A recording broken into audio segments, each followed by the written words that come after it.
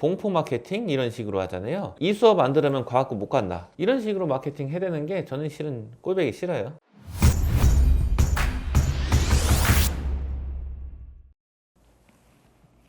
안녕하세요. 대치동영어학원 내부 고발자입니다.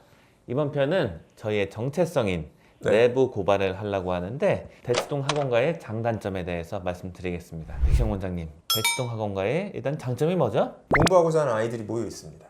이게 가장 큰 장점이에요. 이걸로 인해서 대치동 학원가가 유지가 된다. 이게 존재 이유다. 저는 이렇게 생각을 합니다. 비슷한 게 뭐냐면은 그런 상권이 많잖아요. 동종업계인데 다닥다닥 붙어 있어요. 그리고 많이 유사하거든요. 그런데 가면은 품질이 일정하고 서비스가 또 괜찮은 편이에요. 특별하게 못하는 곳이 없어요. 그러니까 소비자 입장에서 보면은 인터넷이 있고 뭐 이렇게 한다고 하지만 교육만큼은 정보가 부족하거든요, 부모님들이. 그러니까는 누굴 믿어야 될지 뭘 할지 모르겠어요.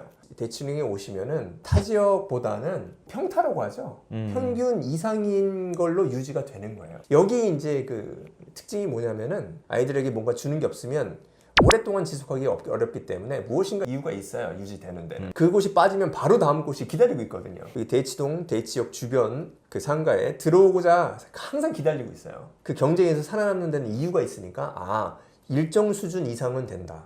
이게 광고가 되는 거예요. 또 뭐가 있을까요? 토론이라든가 글쓰기 타 지역보다 훨씬 괜찮아요. 영어에 대한 기본적인 실력을 쌓아줄 수 있는 학원이라든가 공간이 많고 그것을 잘 지도할 수 있는 선생님들이 많기 때문에 여기에 오는 거죠. 저는 이제 한 가지만 말씀드리면은 제가 지난 10년 이상 동안 대치동에 있으면서 느낀 거는 대치동 교육의 가장 큰 장점은 성실성이다.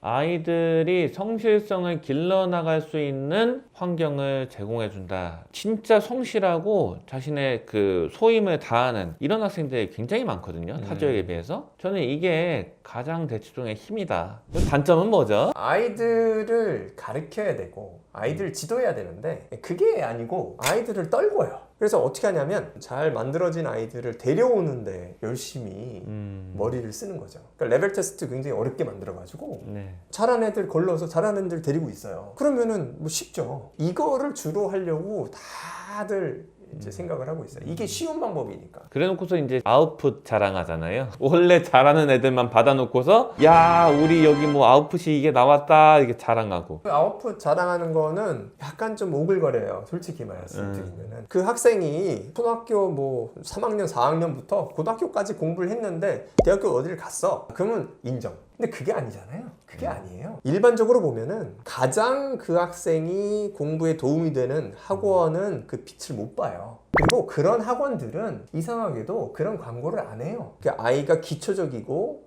꼭 필요한 것을 쌓아놓고 기초가 탄탄해서 그 위에 쌓는 베이스를 잘 만들어진 곳에는 그런 광고를 잘 안 하고 오히려 다 만들어놓고 케이크에다가 이제 양초 한 3개 꽂았는데 그 양초 3개 꽂았다고 그걸 광고하고 있는 거예요. 또 뭐가 잘못됐을까요? 대치동 학원가. 이건 좀 별로다. 진짜 화가 난다. 이런 게 혹시 있나요? 거짓말이 많아요. 이게 문제예요. 거짓말 잘 치잖아요. 네. 감쪽같이. 그리고 학부모님들이나 학생들이 들으면은 무슨 얘기인지 모르게 광고를 하는 경우가 많아요. 그럼 왜 그러죠? 정보 비대칭이 있어야지 벌어먹고 살 수가 있는 거예요. 잘 알려주고 이런 것이 제대로다 이렇게 하면은 쉽지가 않은 거죠.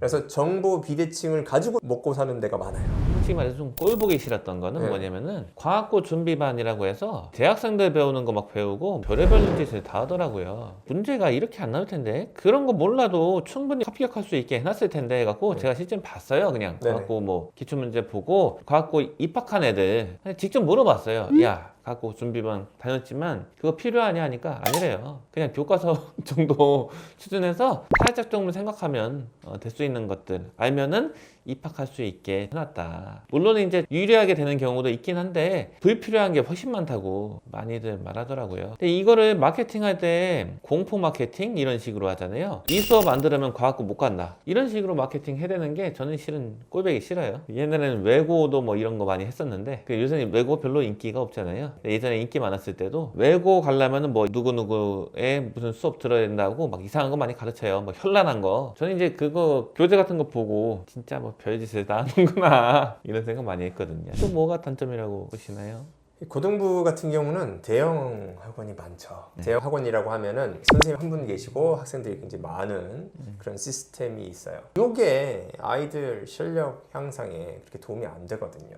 대부분의 아이들은 시간 낭비예요. 비즈니스 입장에서는 상당히 유용하죠. 선생님은 한 분 계시고 아이들은 많으니까 돈이 많이 걷어지는 거잖아요. 아이들의 수강료가 낮다 그래도 들어가는 비용이 별로 많지가 않아요. 아이들 한 명당.